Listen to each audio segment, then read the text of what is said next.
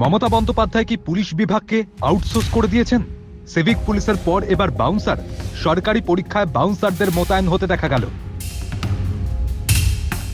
এই ভিডিও নৈহাটি নরেন্দ্র বিদ্যানিকেতনের।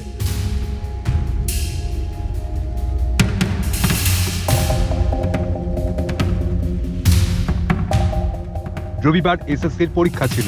দুর্নীতির কারণে যোগ্য শিক্ষকদের চাকরি চলে যাওয়ায় তাদের আবার পরীক্ষায় বসতে হয়েছে।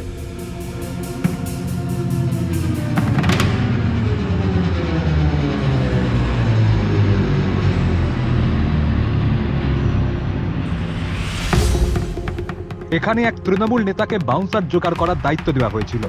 পুলিশ বিভাগের কাছে কি পর্যাপ্ত পুলিশ কর্মী নেই?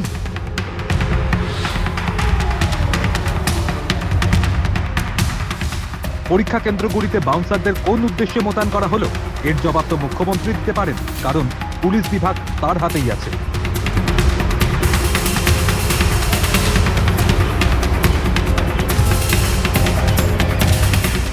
তাদের সুবিধা করে দেওয়ার জন্য এমনটা করা হলো, এখন এই প্রশ্নগুলোই উঠতে শুরু করেছে।